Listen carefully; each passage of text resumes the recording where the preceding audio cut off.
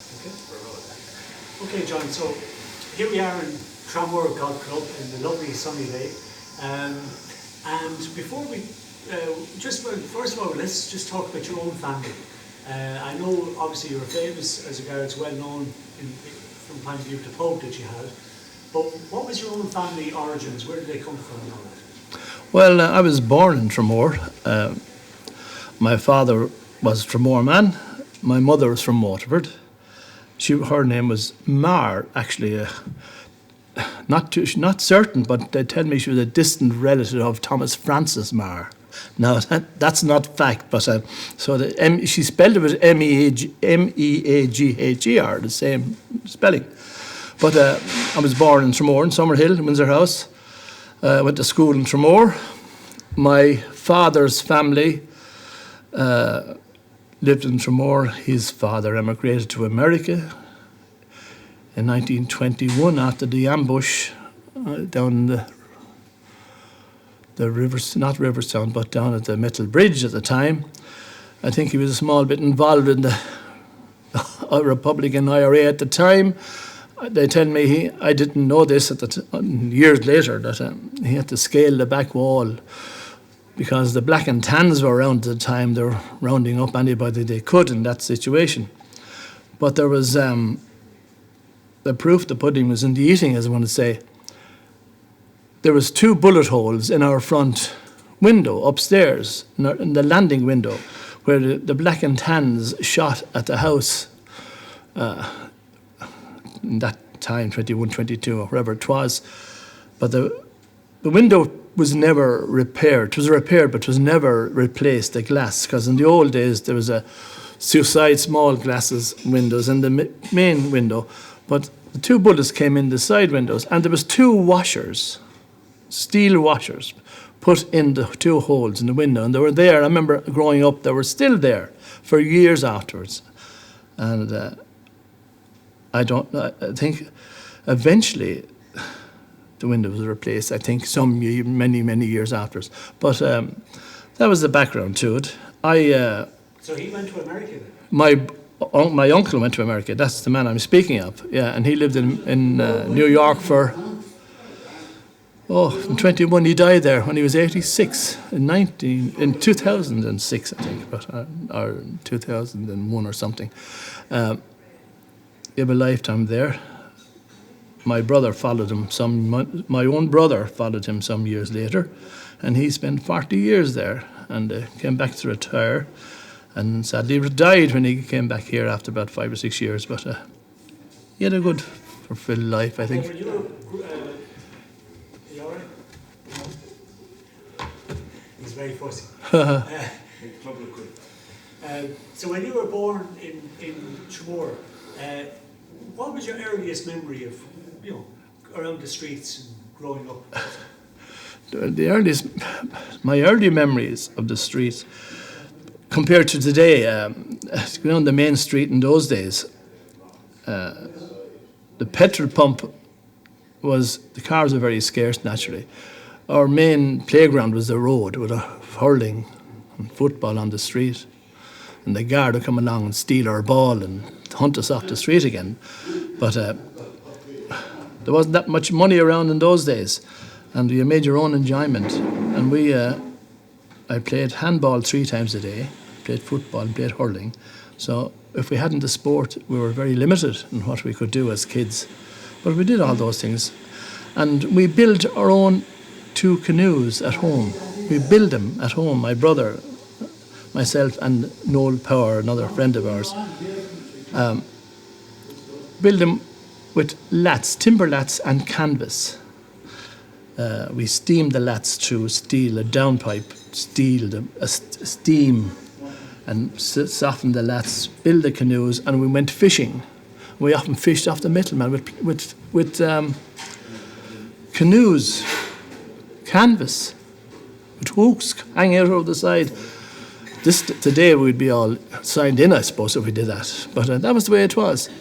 Then we down the street, as I said, there was Mrs. Halley down the bottom of the main street, and she had 1 red petrol pump. I'll never forget this. And she was an elder lady at that time, and she used to have the hand pump to pump the petrol.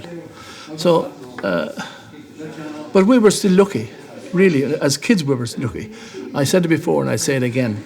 To this day, we had the best quality of life, if you'll take it as quality of life or health and happiness and entertainment. All around in Tramore, I must say, to this day, it hasn't changed. All the kids have the beach in the summer. They have all the facilities for football. They have hurling. They have soccer.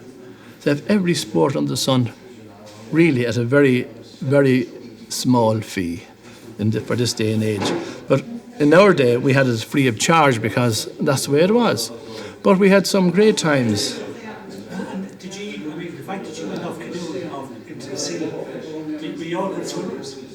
We were good swimmers.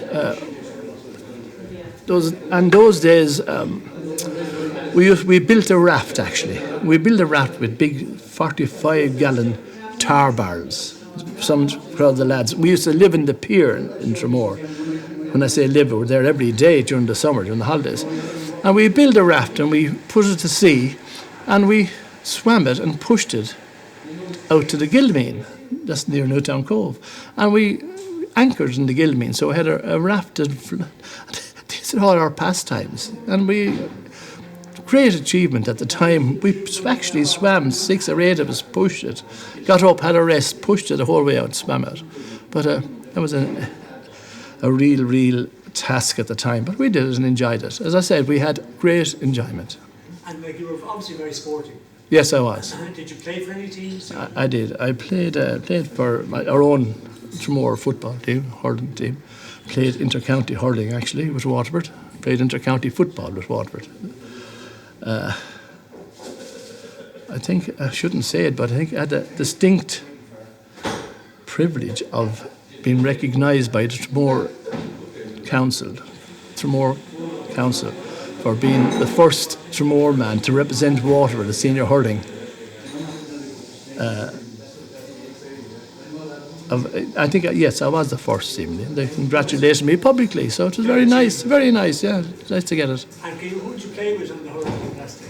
Who the big name? I played with the great Tom Chasty, Austin Flynn of Dungarvan, Frankie Welch, Martin Ogunmarcy. I played with most of the team that won the 59 All-Ireland. I just came onto the team in 63. I just missed the All-Ireland in 63. But all the same old gentlemen that played at that time, all the greats, John Byrne, Joe Harney of Ballydurn, John Meany, Joe Condon. As I said, Tom Chasty. Tom Chasty was a great friend of mine. I married a lady from same parish as Tom, Kilmead and Ballyduff. And Tom and I used to travel together, going to the matches. One great gentleman. It was a sad day that he passed away because he was a real gentleman. And then,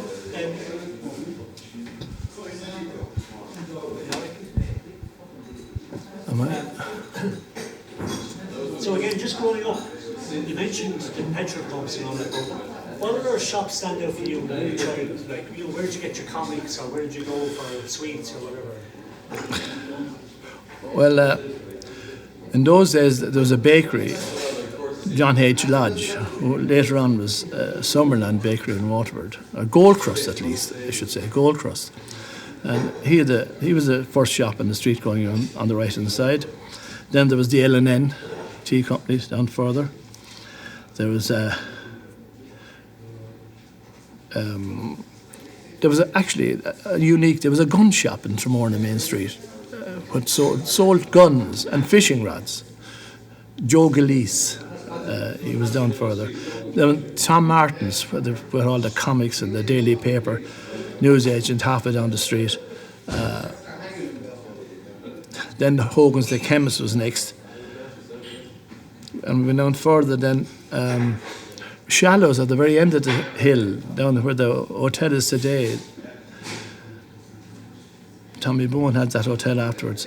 That was a news agent. My father got his papers delivered every Sunday from there. That was a real busy little news agent at the end of the street. Then O'Shea's Hotel, which was Morrissey's at the time, the railway hotel, Morrissey's owned it at the time, and Joe O'Shea took it on later on, much later on, in the 50s or 60s, I'd say, late 50s. And then we went down. There was very little down the front. There was a few amusements, okay. And the rock shop was there. We used to get our rock shop, the sweets there for half nothing. And they were making the rock, of course. We were on every corner. And it was going, we were there looking for it as kids. But then we went across, someone might know this. When you went down the main street and you turned left over Queen Street, halfway over Queen Street, there's an archway, a little arch door on the right between all the houses. If you didn't know it, you wouldn't know it. It's a handball alley down there. One of the finest handball alleys at the time in Waterford anyway. All flagstones, a full glass, unbreakable glass back wall. We were very modern in those days. We used to play handball, as I say, morning, noon, and night. And it's the structure's still there, but it's not fit for handball like that. It's just closed for years. It's still there though as a structure. But we had some great times there, and the lads come on holidays, and during the summer, the same families in those days used to come to Tramore for a month on holidays, and we'd meet the same young lads every year. We used to have handball matches and all the rest of it. As I said, I must say we had great times living in this town. We had great facilities and great quality of life. Not necessarily money, but quality of life. And could you play handball with both hands? Yes, I could. And I suppose that's what helped me to play hurling as well. We used to play handball with the hurleys, actually. And so you had left-handed and right-handed. Same as with your two hands, you used the hurleys, and that gave you great ability and great practice, you know. So that's it. And what did your dad do? My father was a bus driver, CIE, and he drove twice a day to Kilkenny, Waterford, Kilkenny, twice a day, with no power steering, I may add. So he left in the morning at 7:20 train. He didn't get home at 9:30 the night. So that was every day. So it wasn't. You had to be quite strong to drive. A bus in those days it wasn't easy as is today, you know, power steering. But kept going, did it, no problem. And then when the train stopped, did he go on to the local bus? My father died actually before then. My father died in 1959 when he was 55. So he was gone when I was young. So how many of you were left? I had two brothers. There's three of us in it. My mother, and there's three boys, and one went to America, and the other is still at home in Tramore here, and myself. And how did your mum survive? My mum was a county librarian in Tramore, the Tramore librarian for the county council in Tramore for years, and she was a great reader, and it was a unbelievable stroke of luck for her to get that job when my father died, because she was a reader anyway, and she loved it, and she was very happy doing it, and she gave years, and she died at it. So then after school, would you go up to the library then? Yes, I would. I'd go down, help her to lock up in the evening, in the night time, and so forth. And the library in those days was down in the assembly rooms, which was now known as the Bridge Club, on the top of Train Hill there. That's where the library was at the time. The new library was built later on over in Market Street, over in Talbot Street. And what did the library look like? For a little boy coming in, what did it look like? What it looked like, I'll tell you what it was. It was an assembly room, which was the old timber floors, you know what I mean? She had a table at the top, and all the timber cupboards all along the wall the whole way up, alphabetically. But they were all timber cupboards. And when you're finished an item, we close all the cupboards with the keys, and went home. That's the way it was. And was there a particular smell about that place? Was there... No, there wasn't really. It might be a bit of a scent of the book kind of, yeah, a bit of a, but not really. That never struck me, I must be honest with you. And you know in Tramore Library, do they have, like in Waterford, they used to have the newspapers for the older people to read? Nothing like that. Just went in, think you paid your penny a month if you were out late or something, and something very small. But that was it. There was no And was it very previous. strict for quiet? Yes, it was. It was much the same principle as today. I'd say even more in those days. It was very, very strict, very quiet. No speaking at all. So. Okay, and obviously then you all love books as well. Yes, yeah. Well, I must say I didn't have much time to do much reading. I count of being sporty outside at the same time, but I did a small bit.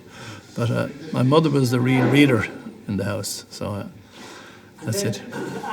You did primary school here in Tramore. Yes. What was that like? Well, I suppose it was like it was for everybody as Christian Brothers years ago. It was, you towed the line, that's it. But we didn't. You accept what you got.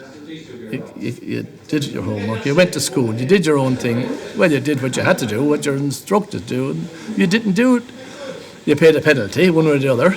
But I have no regrets about it. I thought that's the way life was at the time. That's it. But they probably liked you because you were a good hurler. Well, I don't know about that, but I suppose sport, I must say, my honest opinion is, sport is a great help in life. It's a great help in life. If you portray sport and improve at it and so forth, and you get to a certain level, it does help you. It must help you. Not to meet people and to make friends and people, not necessarily at home, but all over the country. So it's a great help. Then did you go to secondary school? No, I left school very early at the intermediate. I left school very early, but Did you go straight to work then? yes, I went to work. Yes, in those days, went straight to work. I never signed the dole in my life naturally, thanks be to God. But I used to work for the L&N one time. Started that my first job in the L&N tea company in the shop. And then I went from there to the arcade in Waterford doing sales on the road sales, you know. And I gave most of my life. Started off ready mix in Waterford, the concrete company years ago, and I went from there to Lumber and Ulster Banking, commercial banking on the road. I was a rep of the bank on the road. So that was 20 years there. Took early retirement. Then I took early retirement then at 50, and I went into the pub business. Yeah, no, we'll come on to the pub in a minute because that's very interesting. But go back a little bit. You know, the L&N, was it Tories? Yes, Torry is correct. And they would be like a Protestant family. Yes. And was there any difficulty getting work? None whatsoever. There was never, I must say, the Torrys were lovely people to work for, and couldn't say enough about them. Robin Torry and Jerry Torry. Gentlemen. And were they, like, no, it's just that I've heard other stories about, we say, like, for example, Denny's. Yes. Very much a Protestant.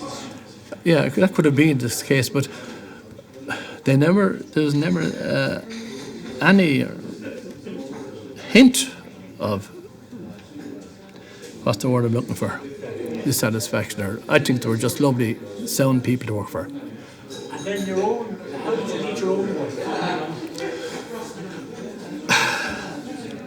If I go through this story, she'll probably leave me, but I was at home in Tramore, in my own house. I lived in Windsor House, just next door to the credit union in Tramore, on the Summer Hill there. And I was cutting the hedges for my mother. And this lady pulled up next door, visiting. And curiosity kind of killed the cat. I said, "Hello, how are you?" and so forth. And I inquired who she was, but she was a nurse. My wife was a social worker. She worked for St. Otteran's Hospital, SRN, social worker. and she was visiting an old lady who lived next door to us. Anyway, that's how I met her, and I inquired, and I met her later on at a dance, and blah blah blah. I started there, but I don't know why she married me. She must have had the experience of looking after patients. That's it. But that's 51 years ago. Speaking of dances, did you go to the local? Oh yes, oh yes. What's your memory of them? My longest memory was the Olympia Ballroom, as many people in Waterford will tell you. It was a mecca, really was at the time, because there wasn't that much else you could do. Dancing was the thing, and Olympia was the place, and they got the best bands, including the Royal Showman and all those. Now I'm talking on dancing in the early 60s, you know, so I always said the 60s and early 70s were the best years in this country for entertainment, for young people anyway. I thought we had a great time, and actually I have one memory. God, I shouldn't take up this, but I have one memory about being in the Olympia Ballroom. I was playing hurling for Waterford. This mightn't sound too good, but it's the truth. I was playing hurling for Waterford on a Sunday. And Tom Chasey, as I mentioned earlier on, we travelled in the one car. And we were coming home, and he said to me, "Are you going dancing during the week?" I said, "Yeah." He said he was going out with a lady at the time, Catherine Kelly from Portlaw, the Scrouty, who I knew, and my wife knew her. I said, "I'll meet you Tuesday night at the dance." And in those days, the band was in, the GAA band was in. You couldn't go to a foreign football or soccer match or a foreign dance. But the Bohemians ran a Tuesday night dance in the Olympia Ballroom, and it was the best dance of the week. That's Bohemians football? Yes, in Waterford. I think it was Bohemians anyway. Not sure, but I think it was Bohemians. But we went to the dance. We weren't dressed in that, and only going to bring the ladies to the dance. We met her at the dance. And Tom Chasey, being the celebrity that he was at the time, wasn't he suspended for going to the dance at that time? And it was a very contentious issue at the time, but that's my longest memory, the Olympia. Yeah, someone reported him or something, you know. And they didn't report you? No, I was a nobody. Tom Chasey was the man at the time. Well, he wasn't. He was a country fella like ourselves. He wasn't in the city, but couldn't tell you why. But because he was a well-known figure, I suppose, and the band was getting a lot of talk at the time. But it was a very silly, I thought, at the time, you know. And then during the Atlantic Ballroom, do you remember? Do I what? I do remember 2 sessions in the Atlantic Ballroom, from 9 to, I think it was 9 to 11 and 11 to 2. 2 sessions. The 2 sessions would be packed. And there was no bars in the Glen, so it's only Sullivan's Jaffora Orange. That was the big thing. And we had a great time dancing in the Atlantic Ballroom, Tramore, and it's often mentioned in a famous song that people mightn't realise. The famous song "Sleeving Them On" with a waved wash strand. And that's the words of it speak of Tramore. The waved wash strand is Tramore, and the crowded hall is the Atlantic Ballroom. Bit of information for you. I never knew that. They are. And then you said there was no bar there. Where would people go to the bar from down around? Well, I'll be totally honest with you. At that time, in the early days, I didn't drink really much. Drink wasn't of any importance at all. I didn't really drink. But I do know the Deluxe Hotel was a very popular spot, and the Ritz here was a popular spot. Sadie Robinson's in the main street, Conley's Bar. There wasn't that many, but there was a few of the Mrs. Power in the main street. But it wasn't as it is today. There wasn't a big crowd going to a pub before they went to the dance. Not that I knew, because I wasn't in that circle. I don't know really, to be honest with you. But the emphasis wasn't on drink. I have, of course, yeah. A lot of memories. Where I lived at Summerhill there, which is at the corner of where the credit union is there, at the top of the main street, my memory is Charlie Wells used to stable his horses over in Morrissey's farm on the Priest Road. There was something, I think they had about 15 or 20 stables there in the yard. Dan Morrissey, his nephew has it today, young Michael. But he used to walk the horses from you would say, Dan Morrissey's farm, which is the far side of the Priest Road, I say nearest the golf club, end of Priest Road, and he'd walk the horses to the racecourse. And I remember him walking the horses to the racecourse in those days. And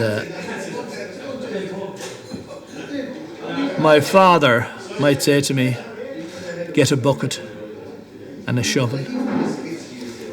Go out, there's lovely horse dung for the roses. Go out and get the horse dung for the roses off the road as they pass the house. That's a fact. That's the way it was. These horses would actually be racing. Oh yes, oh yeah, racehorse, yeah. And then but the 15th of August was race week in Tramore was big at that time. You know, it was a real holiday week, and they came. I think it was a farmers' holiday at the time. You know, and they used to pack the place. Great atmosphere in those days. We used to go racing. No, very little money, but we still go racing, have a bit of fun and so forth. Enjoyed. And do you have much memory of going in the train? Oh, I do, yeah. I went to the train at 25 past 8 in the morning, and on the steam train, and you could be a bit sooty afterwards if the wind blowing the wrong way, if the window open.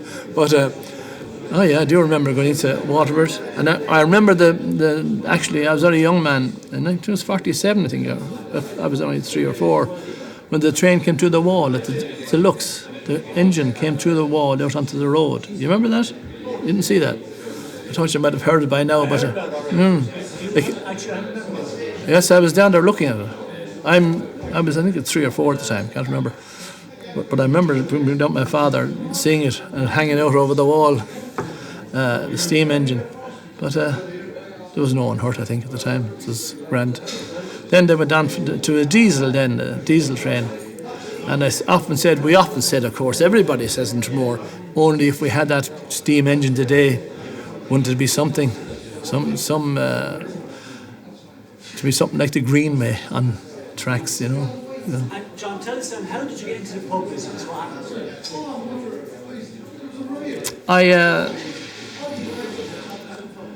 happened? My son was in the hotel business. He was a manager down in Kelly's Hotel in Rosslare. And he was doing well. But I always said it would be great if I could get him started on his own. So Rockets was famous. The pub itself was famous. I used to go there myself over the years.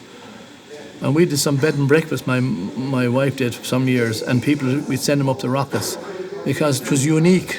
It was unique in the whole county, and still is. Well, it's not today, unfortunately. It's just dilapidated now, but the way I looked at it was the old lady, Mrs. Rocket, who was a lady, and her daughter, lovely people in Tony, real nice people, getting on in age, you know. And I went up there one day. I was working at home after I retiring, and my friend was helping me, and we went up for a drink there. But I think it was January, February, miserable day, up for a drink after working in the garden all day, and I had a drink, and the man with me said to me, "I heard they're selling the pub."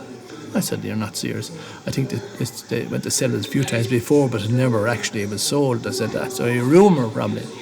So with that, the proprietor at the time, Tony, came in. I said, "Tony, do you mind me asking you?" I said, "Are you selling the pub?" "Oh, we are," he said. "Oh, God's sake." Well, I said, "I'd be very interested."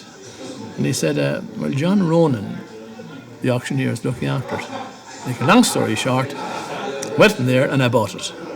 But it was at the time, with the greatest respect to the Rocket family, it was they were getting a bit old, so I had to do a bit of refurbishing, and bringing it back. So I said, I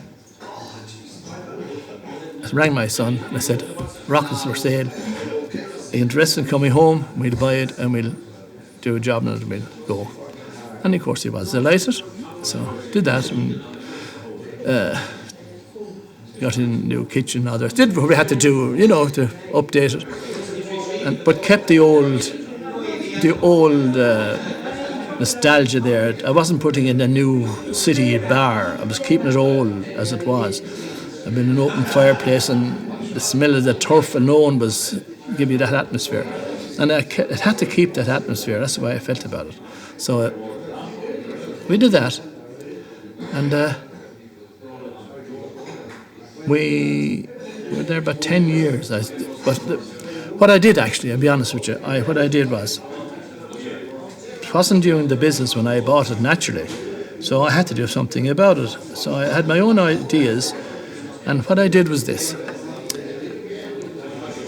I opened it and said, my son came home from Kelly's, and I said, I won't be here now for the week.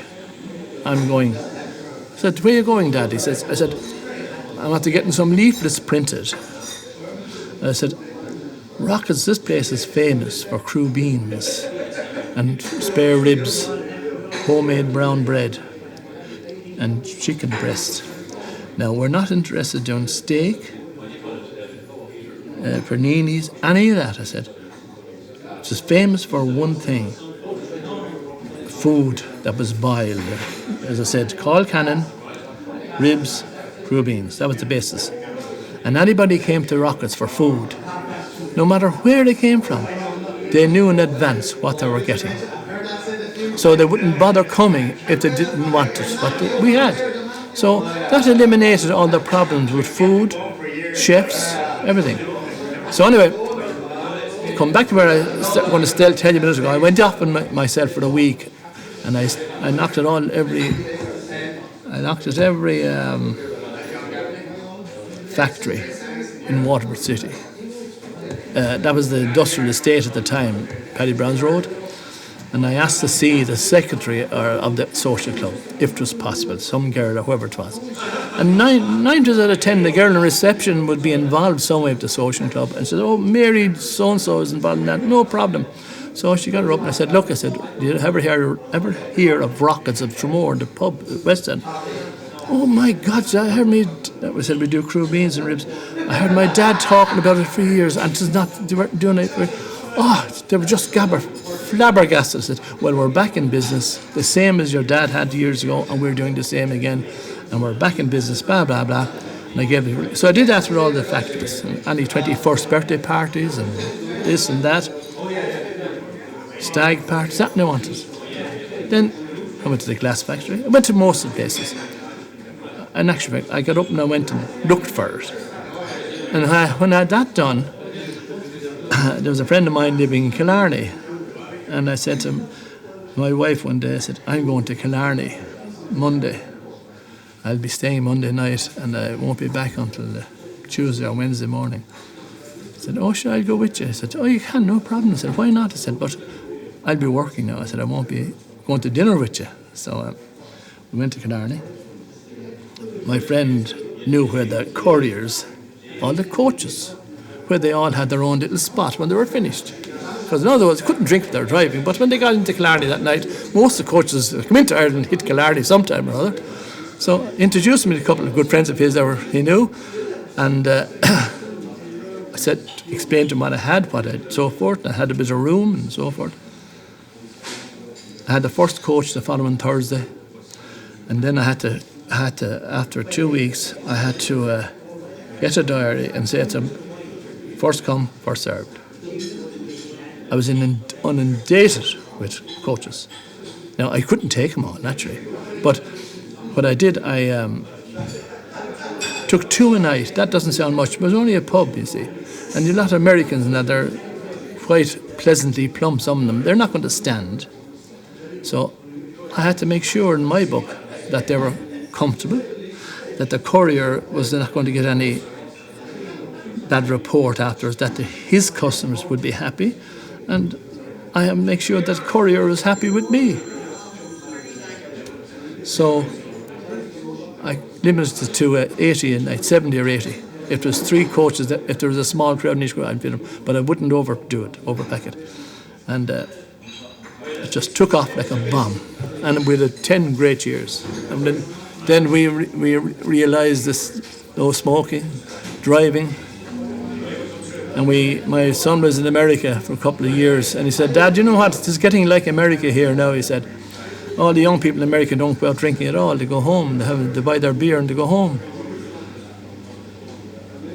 And if they go out late, not having a drink at home, they go to a disco when they're finished." It's getting the same here, he says. I said, "I think you're right. Driving is getting, alcohol level is lower. More money for a smoking area. Everything was getting more." I said, "The pub is going down. It's going to go in that direction, we think." And I said, "I think so, definitely." I said, "What do you think?" And it was easy for me to make a decision. Tell you why? My son got ill during the time we were there, and he had a kidney transplant. So, going forward, it wouldn't be suitable for him naturally at 2 in the morning, that kind of work. So, and thanks be to God, he's great today. Everything worked out grand, no problem. But we decided one of the reasons that we would sell, and we sold, and everybody's happy. Good business sense. Well, that's the way it was. And John, I know you have an interesting story then about the metal man. Yes. While I was in Rockets, there was a gentleman came in one January day, Kieran Devaney. He was with TV3.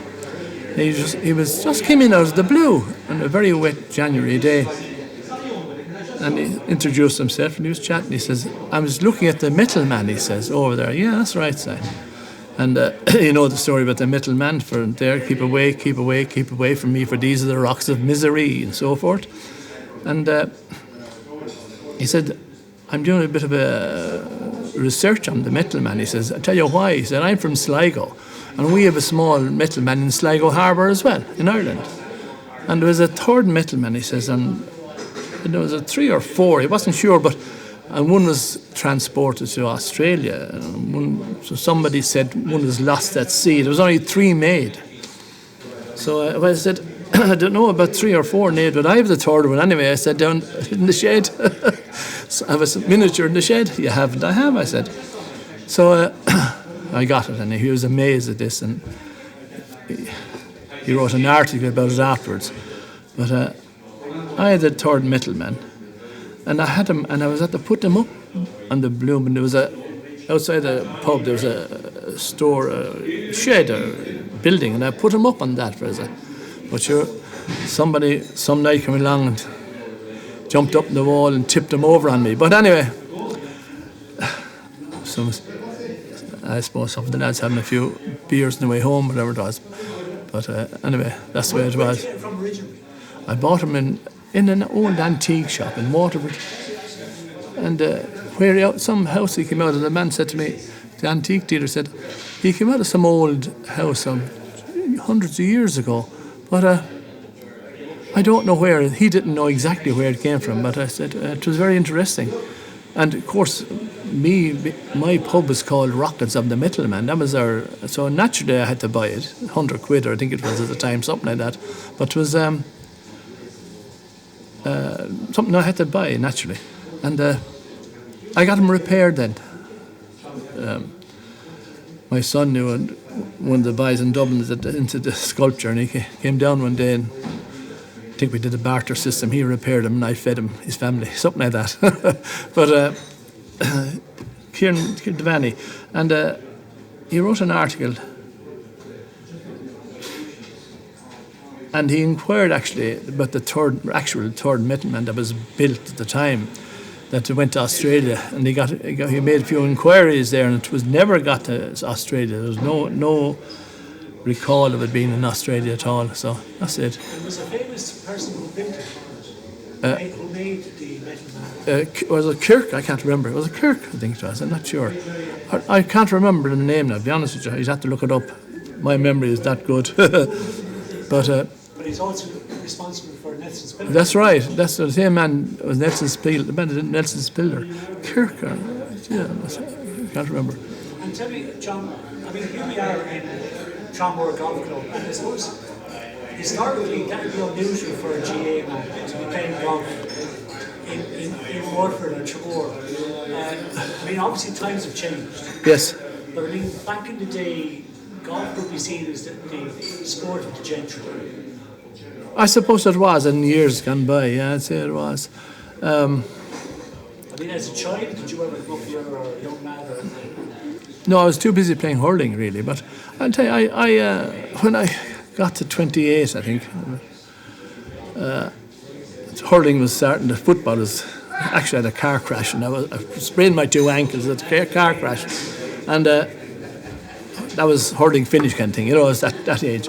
So I said I'd try and have a go at the golf. So I applied here and to join the club now.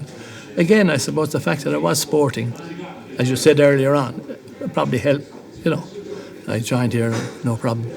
I played a lot of golf here. Played over the years, senior cup and all levels. What was your handicap? What was your best time? 1, 2. But I started too late in life. But obviously you were very happy with it. No, not too bad, yeah, not too bad. But so did you represent Tramore? I did, I did since 1979 at all levels. Yeah, it's a long time ago, at all levels. And golf is kind of, since I joined in, I think about 69, 70, 71, around that time. And on my family, sons followed on naturally, yeah. And golf is in the house all the time since, you know. And like, what other players would you have played with over the years here in Tramore?